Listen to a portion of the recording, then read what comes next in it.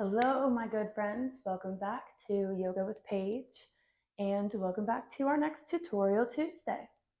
Today we are talking about tree pose, and we're just going to dive right in this time. So if you want to practice this along with me, we can stand up. We'll be going through the alignment first, so then all of the benefits and all that other good jazz will make sense. So we begin standing at the top, or usually at the back of the mat, facing the short edge. But for learning purposes and fun purposes, we can always stand to the side as well. So we want to have our feet underneath our hips. A lot of times we begin in mountain pose. So we already have this nice long spine lifting up through the crown of the head. We usually know which foot we will be standing on, so we want to take our energy there. Start grounding down. I'll be grounding through my left foot, raising the right. So we begin to really ground down through that left foot. We start to activate our thighs, our glutes, our pelvis, kind of squeezing everything in a line. Then we lift up the right leg. And traditional tree pose has the foot on the inside of the thigh. So we want our left foot, our grounding foot, the toes to be facing forward. And then we want these toes up here to be pointing down towards the other foot. And as we squeeze everything together, we are externally rotating the hips, trying to send this knee backwards, lifting up through the spine. And usually the arms are above.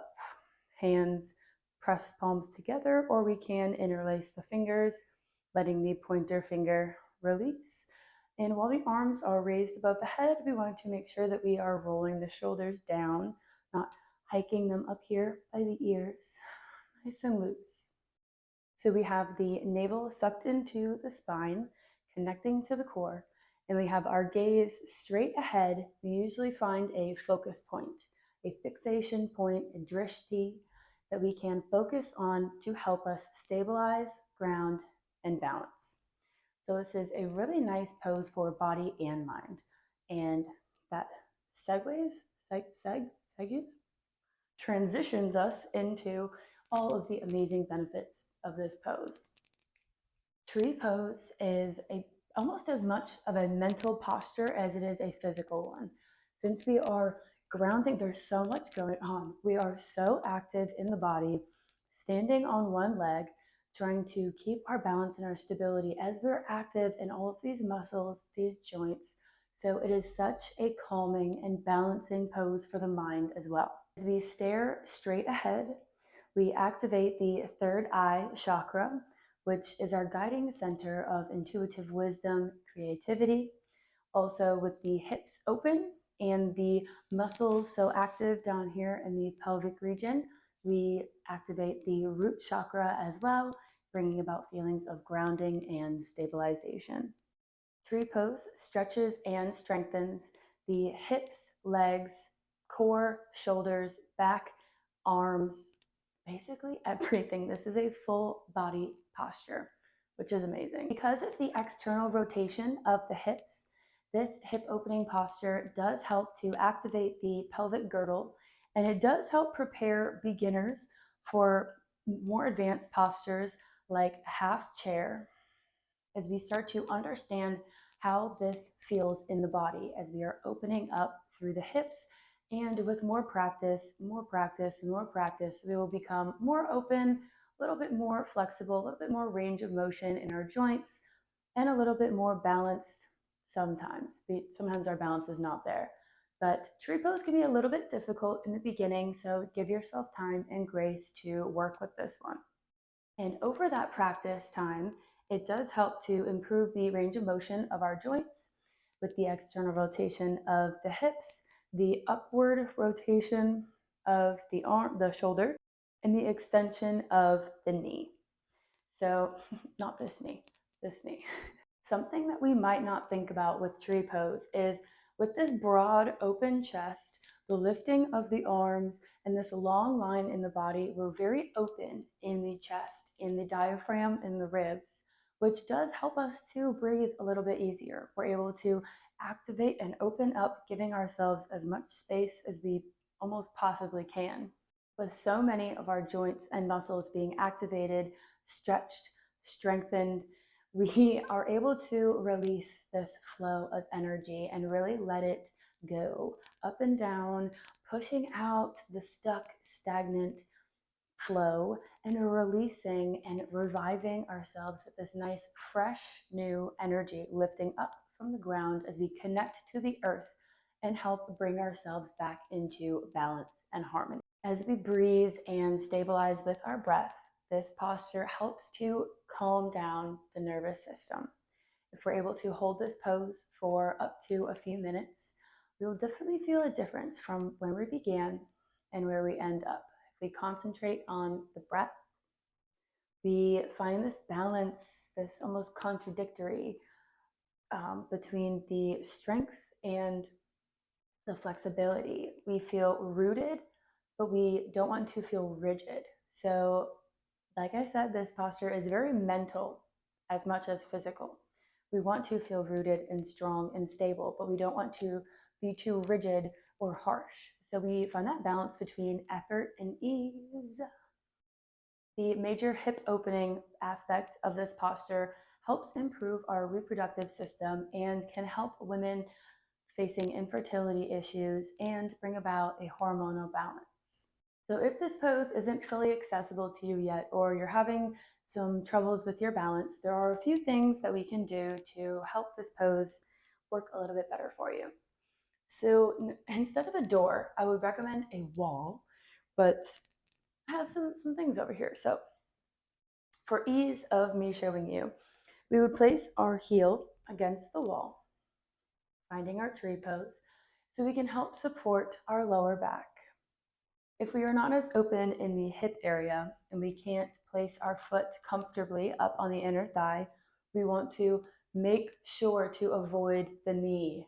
Avoid the knee at all costs. This will not feel good in the long run.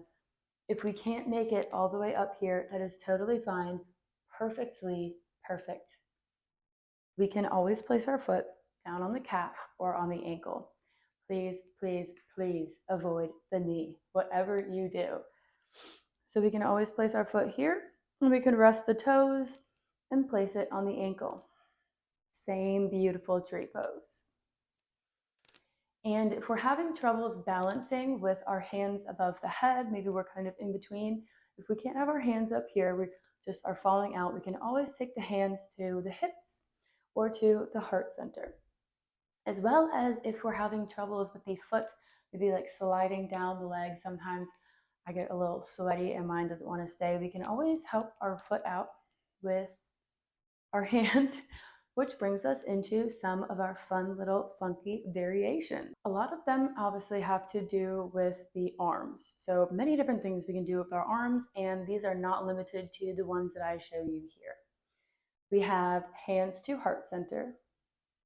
You know what, maybe I'll switch my legs. We have hands to heart center. We have hands straight up, raised. We have a side bend, which we can also do either way. You can practice looking the other way. It's a little harder. We can also have the same side hand to foot and have our side bend there. We can try to revolve our side bend and grab the foot with the other side. And I can't do this one, but there is a variation where we bend, forward bend, place our elbow or our hand to the other foot, I think, and revolve. This is one of my favorite ones, to open up and find some like tree branch hands. Maybe we sway a little bit, really challenging our balance here, or we just open up and think of our arms like tree branches. So we're just really visualizing here like we are exactly a tree, big, strong, and powerful.